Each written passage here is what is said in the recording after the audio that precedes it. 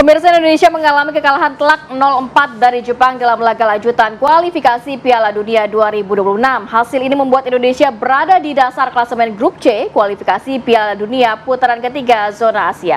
Lantas, bagaimana peluang timnas Indonesia melawan Arab Saudi yang akan diselenggarakan pada hari Selasa mendatang? Kita akan bergabung langsung dengan Mas Adiani, pengamat sepak bola. Selamat pagi, assalamualaikum. Selamat pagi, Mas Adi. Halo pagi. Mas Adi, ini melihat setelah kita mengalami kekalahan dengan Jepang kemarin, harus semangatnya tetap dijaga. Tapi Betul. bagaimana prediksi Anda peluang Indonesia melawan Arab Saudi?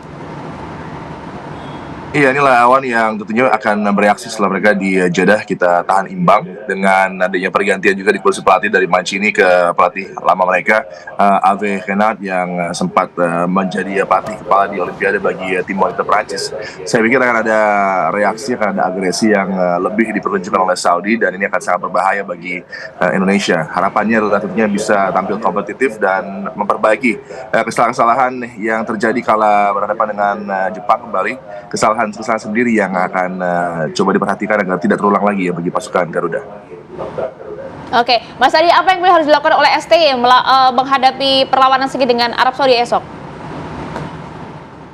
Iya, untuk mencegah agar tidak ada dominasi possession dari tim tamu Saudi. Mereka memang tim yang begitu tampil rapi ya menghadapi Australia pun akurasi dari passing mereka menyentuh 80% dan ini akan coba diganggu dengan mungkin harapannya tampil kembalinya Yener berhadapan dengan para gelandang dari Saudi yang begitu agresif nanti. Kita melihat bahwa Al-Dosari, Al-Juwair ini akan menjadi dua nama yang akan bertugas luar biasa di area sentral lapangan tengah dari Saudi dan mereka tendensi juga sama coba untuk meng-create overload di area sentral seperti Jepang yang mereka lakukan dengan nyaman kemarin, tapi kita lihat akan ada pencegahan-pencegahan yang lebih baik dari pasukan Garuda dan tidak membuat para pemain di sisi flank ya dari Saudi untuk bisa nyaman melakukan build up. Ini menjadi segitiga-segitiga berbahaya yang akan coba dikembangkan oleh Saudi di sisi kedua sayap mereka. Iya, menarik. Dan tentunya di laga esok hari ini sudah tidak bisa ya strategi defense lagi nih ya. Udah harus menyerang besok ini ya timnas kita.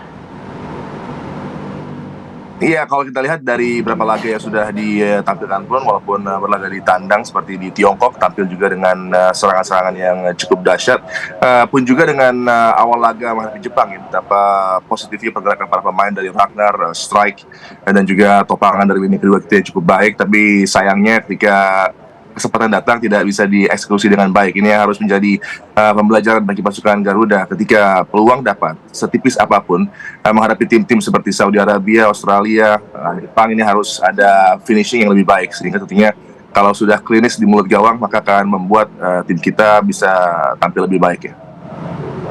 Mas Adi, apa yang harus diantisipasi baik dari line up pemain dari Saudi Arabia, kemudian strategi yang biasa digunakan oleh lawan, seperti apa yang harus diantisipasi pemain kita? Iya, Hervé Renard kalau on possession dengan 4-2-3-1, tapi fluiditas di lini tengah dengan depannya ini cukup menarik ya, karena kalau kita melihat Marwan Al-Shahafi ini pemain muda dari sisi kanan yang belum terlalu banyak tampil di ajang kualifikasi, tapi ketika sudah dipercaya di laga dua terkini, maka akan menjadi pemain yang begitu berbahaya menusuk dari sektor kanan. Pun juga dengan para pemain lainnya yang akan bertugas untuk mengganggu pertahanan kita. Kita melihat bahwa Saleh Al-Shari ini adalah pemain yang akan bertugas memang seorang diri di lini depan dari Saudi, tapi ini adalah tendensi yang biasa dilakukan oleh Hervé Renard karena sangat fluid pergerakan dari 2-3 pemain depan dari Saudi yang akan bergantian mengisi pos di center forward, dan kalau center forward itu sudah bergerak menusuk maka akan ada pergerakan topangan baik itu dari para wingback pun juga dengan pemain dari lini tengah. Jadi 4-2-3-1 mereka sangat berbahaya dan off possession juga mereka sangat adaptif, kadang bisa 4-4-2, kadang juga bisa 5-4-1. Ini yang menjadi keadaan yang harus benar-benar dicermati pasukan Garuda agar bisa meraih hasil positif menghadapi Saudi ya. Iya, itu yang mungkin harus dicermati oleh tim Garuda kita dan tentunya semangat untuk melawan Arab Saudi esok untuk lolos kualifikasi. Terima kasih Mas Adiani, pengamat sepak bola sudah bergabung bersama kami di Apa Kabar Indonesia Pagi.